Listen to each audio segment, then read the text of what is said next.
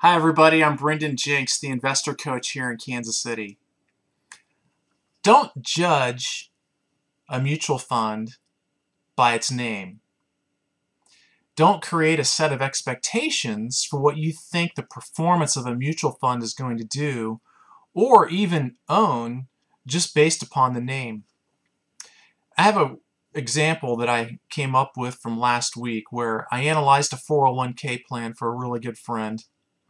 She wanted to become a little more conservative in the way she was investing her money as she's getting closer to retirement.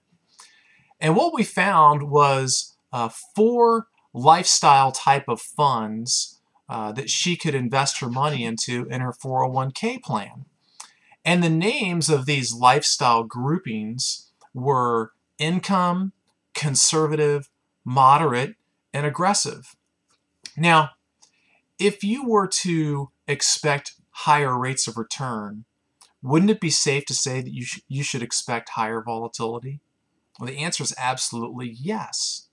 Well, what we found when we looked at these 4 lifestyle funds was really disturbing, because the expected rate of return in the most conservative lifestyle grouping was 8.6% with a measure of volatility of about 6.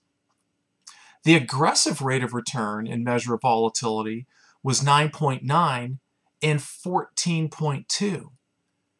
So the really disturbing aspect of this is, for the aggressive, well, you would expect a measure of volatility like that, but the difference in the rate of return compared to the income selections isn't hardly worth it.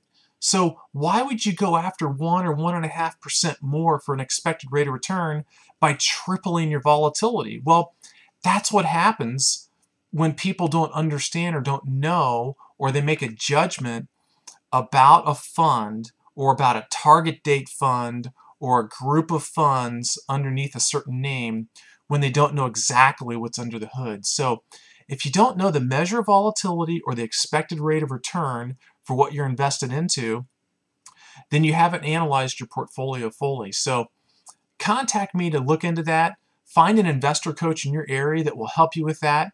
You're going to have a lot more peace of mind when you open your quarterly statements and you see the volatility, you see the rates of return that you're expecting, or based upon some of the changes that you've made, because you've actually now looked at things underneath the hood and know what to expect. So thanks for listening. I'm Brendan Jinks, the investor coach.